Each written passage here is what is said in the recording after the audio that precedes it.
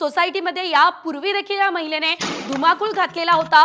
अगदी CCTV camera सुद्धा या महिलेने फोडलेला होता। हे सुद्धा आपण या दृश्यांमध्ये बघतोय। तिला आडेबाज महिला मानसिक रुग्ण दिलं त्यांनी की तिच्या काय भावना आहे ते मी ऐकून घेणार। मला वाटतं तिला योग्य ट्रीटमेंटची गरज आहे आणि बिल्डिंगमध्ये ठेवलं तर पूर्ण सोसायटीला डेंजर आहे, इव्हन समाजाला पण। आज व्यथा काय होती, काय तक्रार काय होती त्यांची? तिचे काहीच नाहीये, ती एकटी राहते, तिला आई बाबा नाहीये, घरी कोण नाही, लग्न नाही झालंय, काय डिस्टर्ब आहे मलाही माहिती नाही। मी खूप वेळा अशीच वागते म्हणून ती राहत नाही ना। तिची बहीण पण घर सोडून गेलेली आहे, तिची मोठी बहीण आहे, ती पण इथे राहत नाही घाबरून। त्याच्यामुळे असं आहे की म्हणजे आता काय बोलायचं, आता मेंटली डिस्टर्ब कोणी होऊ शकतो, त्यांना ट्रीटमेंटची गरज आहे, काउन्सिलिंग असेल, मेडिसिन असेल। साधारण किती वय असेल आणि नाव काय माहिती? धनश्री सहस्त्रबुद्धे तिचं नाव। वय मला वाटतं 36 वगैरे असेल का, 36-37 असेल। आणि लग्न वगैरे काही नाही नाही नाही नाही लग्न नाही झाली, सिंगल आहे ती। बाबांना पण ती खूप त्रास द्यायची, 92 वय होतं, वयस्कर होते आणि त्यांना खूप त्रास द्यायची ही। तेव्हा त्यांनी पण FIR केलेलं, त्याच्यानंतर तिला तेव्हा रिहॅबमध्ये पण टाकलेलं। मला वाटतं दीड वर्ष आधी, 1.5-2 वर्ष आधी। उच्च शिक्षित असे पण सांगतात शेजारी, ते उच्च शिक्षित आहेत ना, एज्युकेटेड आहे ती। पण आता काय, ह्याला काही गोष्टीला रिझन नसतं ना। मला काय वाटतं काय करायला पाहिजे आता पोलिसांनी?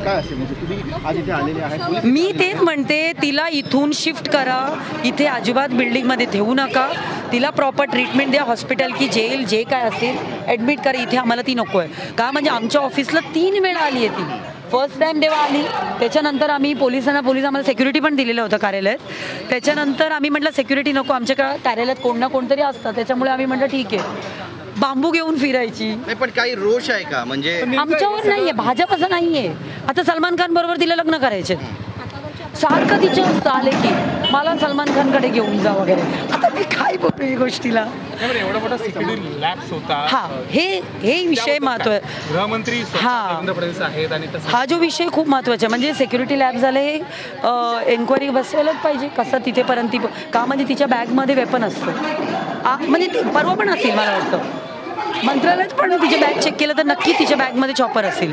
ती चॉपर घेऊनच फिरते, ती स्वतः बोलते, आम्हाला बोलली पण मी चॉपर घेऊनच फिरते, मला कोणी अडवत नाही। हा, आणि बॅनर जेव्हा वाढदिवस होता माझा आणि माझ्यावर तरी कोण रेग्युलर येते आमच्या ऑफिस बाहेरून, शिवी देत जाते। आता माझा वाढदिवस होता, बॅनर लावलेलं, फक्त त्यांनी ते फोटो माझा चेहरा फाडून गेली। भाजपवर आणि भाजपच्या नेत्यांवरच काय एवढा राग, म्हणजे ती स्वतः भाजपवाली आहे, भाजप सपोर्टर आहे ती, भाजपचे स्टेटस ठेवते। बाबा संघवाले तसं म्हणतात, मी भेटली नाहीये पण मी ऐकते की संघवाले काहीतरी तिला मदतीची गरज आहे, एवढंच मी म्हणेल। इथे नाही आवाहन करू इच्छित सरकारला, पोलिसांना सरकारनं एवढंच म्हणेल, देवेंद्रजी आमचे नेते आहेत, जे काय सिक्युरिटी लॅब झाले ते परत नाही व्हायला पाहिजे का, म्हणजे आज ती डिस्टर्ब होती म्हणून उद्या कोणतरी इंटेन्शनली त्यांना हर्ट करायला गेला असता, मारायला गेला असता तर किती मोठं काय आपल्याला नुकसान झालं असतं। आणि पोलिसांना, स्थानिक पोलिसांना मी एवढंच सांगेल, असं काय विषय त्यांच्यापर्यंत झालं त्याचं जो सिरियसनेस की ते घेत नाही आहे।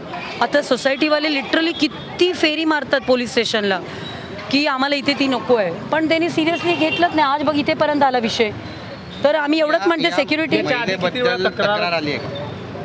बघा, आमच्या तरी FIR आहे, आमचे एक NC पण आहे, ह्यांच्या पण मला वाटतं 3 FIR आहेत। गाडी फोडलेलं एक आहे, CCTV फोडलेलं एक आहे, मला वाटतं सेक्रेटरीच्या अंगावर गेलेले पण एक FIR आहे।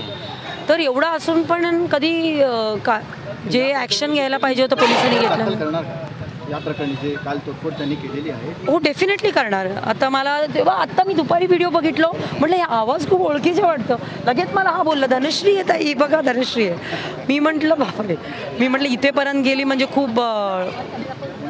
खूप भीतीदायक गोष्टी आहे। म्हणजे मला वाटतं ह्याला सिरियसली पोलिसांनी घ्यायला पाहिजे का, म्हणजे सोसायटीमध्ये लहान मुलं खेळत असतात, वयस्कर लोक असतात, लिफ्टमध्ये एकटे असताना कोणी ती येऊन काही करू शकते का, म्हणजे बॅगमध्ये तिची एवढी मोठी चॉपर आहे, म्हणजे असं लास्ट टाइमचं काय होतं आपल्याकडे चॉपरच होतं। मागच्या वेळी जेव्हा FIR झाला पोलिसांनी चॉपर जप्त नाही केला, ते केलंय, पण त्याच्यानंतर त्यांनी दुसरी घेऊन फिरत होते आणि दाखवायची आम्हाला। आम्ही काय म्हणायचं, मेंटली डिस्टर्ब आहे म्हणून आम्ही पण सोडून दिलं। जरी तिच्याकडनं काढून घेतले ना, ती विकत परत दुसरा नवीन खरेदी करून आपल्या बॅगेत ठेवते। त्याच्यामुळे हा विषय खूप गंभीर आहे। नक्कीच आपण या ठिकाणी मग पाहतोय ताई की आपली ती प्रतिक्रिया एकाच म्हणजे भाजपच्याच मागे लागली असं वाटतंय का? कारण का वारंवार नाही, नाही. ती मनसेच्या ऑफिसमध्ये पण गेली. असं काही नाही आहे. ती मेंटली डिस्टर्ब आहे आणि ती भाजपचे सपोर्टरच आहे. असं नाही की ते भाजपवर तिला राग आहे वगैरे. ती मेंटली डिस्टर्ब आहे आणि ह्याच्यामध्ये पॉलिटिकल काही इंटेन्शन नाही आहे. ह्याच्यात पॉलिटिकली काही इंटेन्शन नाही. मग ताई तुम्ही इथे आलात, पोलिसांची बातचीत केली का? पोलिसांचं नेमकं मी पोलिसांना तेच विनंती केली आहे, आज काही करून आता कसं ती दरवाजा लॉक करून बसली आहे. लास्ट टाइम पण जेव्हा पोलीस आले होते दादर आणि शिवाजीबाग पोलीस स्टेशन, का म्हणजे ते मध्ये पडतं, दोन्ही पोलीस स्टेशन येतं, तर तिने दरवाजा उघडलाच नाही. शेवटी आम्ही पोलिसांना खूप रिक्वेस्ट केलं, तुम्ही फायरवाल्यांना बोलवा आणि दरवाजा फोडा आणि तिला कुठेतरी रिहॅबमध्ये ॲडमिट करा आधी, पण नाही केलं त्यांनी. पण साधारण किती वेळ असेल अशी, साधारण किती वेळा त्यांच्याबद्दल तक्रार झाली आहे किंवा अशा पद्धतीनं? आमच्याकडून 2 आहे. आता सेक्रेटरी तिकडे आहेत खाडे, त्यांच्याकडून मला वाटतं 3 आलं आहे, 3 FIR.